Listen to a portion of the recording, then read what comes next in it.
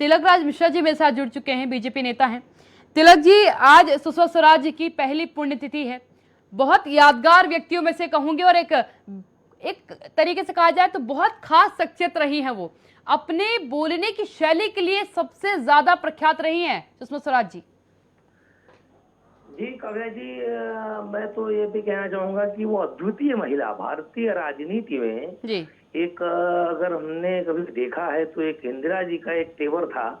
और भारतीय राजनीति में सुषमा जी ऐसी महिला और सुषमा जी ऐसी वक्ता, जी तो हम लोगों ने तो इतना स्नेह किया है। जब भी उनसे मुलाकात हुई है, वो इतने प्यार से भैया करके बातें किया करती थी, जी इतनी मृदुभाषी इनको कहें, और इतना मीठा बोलती थी, इतना विनम्रता से बोलती थी।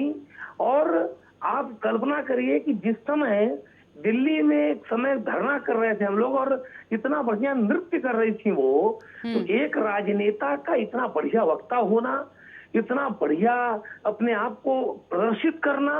और जिस समय उन्होंने बेल्लारी से चुनाव लड़ा था, आप गौर करिए, जब सोनिया गांधी के खिलाफ सुषमा विदेश मंत्री रहते हुए जब अपने सुषमा स्वराज जी ने चुनाव उनके विरुद्ध लड़ा था, और उसके बाद जब सुषमा जी उस समय बहुत कम समय में कर्नाटक के अंदर इतनी बढ़िया भाषा उन्होंने कन्नड़ में सीखी और इतना बढ़िया स्पीच दिया कि जनता भी वहां की हतप्रभ रही कि इतनी जल्दी, इतनी सहजता के साथ इस भाषा को स्वीकार कर लेना। ये बहुत बड़ा व्यक्तित्व रहा है उनका, चाहे वो लोकसभा में बोलती हो, चाहे राज्यसभा में बोलती हो। जिस समय वो बोलती थी, जिस समय वो, एक बार मुझे याद है कि बनारस के अंदर वो शायद लास्ट उनका एक पिछले एक दो वर्ष पूर्व, एक वर्ष पूर्व में ही, और शायद उनके आकस्मिक निधन जब जिस समय हुआ था, जिस दिन उसके कुछ दिनों पूर्व यहाँ पर एक सम्मेलन हुआ था, जो प्रवासी भारतीयों का सम्मेलन था, उसमें वो बोल रही थी, और एक शब्द, मैं वहीं पर था, और एक शब्द वो कुछ विस्मृति करके भूल गई, और उसके बाद मोदी जी ने उन्हें याद दिलाया, और इतनी सहजता के साथ उन्होंने उस भाषण को कंप्लीट किया अपने उस वक्तव्य। मतलब इतना सहज भाव से रहना, बोलना, और इतना बड़ा व्यक्तित्व भारतीय राजनीति में रखना, ये सुषमा जी को इसलिए अद्वितीय महिला राजनीति में कहा जा सकता है। और दिल्ली वासियों के लिए तो जिस समय वो मुख्यमंत्री थी, दिल्ली वासियों के लिए वो वरदान थी। और अगर शायद सौभाग्य से वो कुछ दिन और, कुछ वर्ष और दिल्ली को अगर मिला होता, तो उन्होंने दिल्ली की तस्वीर और बदली होती। और दिल्ली के लिए एक बड़ा दुर्भाग्य था कि वो कम समय के लिए ही उनको उनका नेतृत्व दिल्ली को मिला।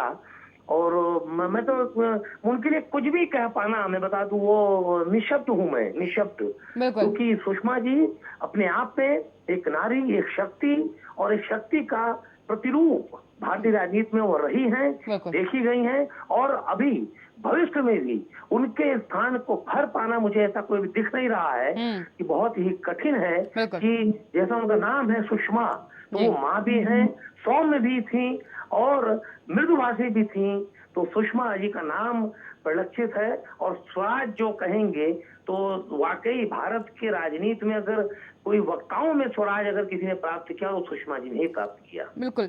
तिलक जी, राजनेताओं में अक्सर ये खूबियां नहीं देखी जाती हैं कि कोई व्यक्ति उनको ट्वीट करे या फिर उनको टैग करके कोई ट्वीट करे तो उसका रिवर्ट जवाब जो है वो मिल जाए। लेकिन कई ऐसी घटनाएं सुषमा स्वराज जी के साथ हुई जब विदेशों में बैठे भारतीयों ने उनको टैग करके मदद मांगी और उन्होंने आश्वासन, उन्हें फोन करके उनका नंबर लेकर दिया कि मैं तुम्हारी मदद जरूर करूंगी। उस दरमियान विदेश मंत्री रहे। कई ऐसे मामले निकलकर सामने आए जब उन्होंने भारतीयों का साथ हर मोड़ पर दिया और एक ट्वीट पर भी दिया। जी काव्या जी, देखिए, एक अभी आज प्रधानमंत्री जी ने भी ट्वीट किया है कि उन्होंने विदेश मंत्रालय का माहौल ही बदल दिया। जैसे विदेश मंत्रालय बहुत दूर की चीज हुआ करता था, पब्लिक के टच की चीज नहीं था, एक प्रोटोकॉल हुआ करता था।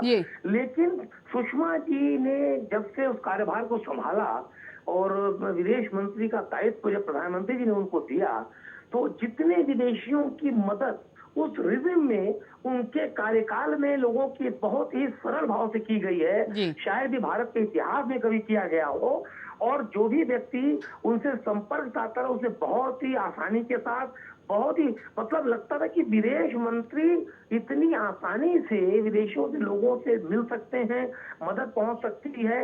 ये बड़ा ही एक काल्पनिक सा लगता है, किंतु सुषमा स्वराज जी ने उसे जीवंत किया, परिलक्षित किया अपने जीवन में, और एक इतिहास बना करके वो चली गई कि विदेश मंत्री रहते हमने बहुत उनका एक नेतृत्व मिलना था भारतवर्ष को, लेकिन हम सबका दुर्भाग्य है कि बहुत ही जल्दी 67 वर्ष की उम्र में ही वो अपने एक बड़ी सेवा देकर के भारत के राजनीति को, हम मतलब बहुत प्रसन्न होते अगर कल के दिन, जो कि एक ऐतिहासिक दिन था भारतवर्ष के लिए, अगर वो 5 अगस्त को अगर अयोध्या में उपस्थित रहती तो शायद हम लोगों को और प्रसन्नता मिलती, क्योंकि उनका एक बहुत बड़ा योगदान रहा है।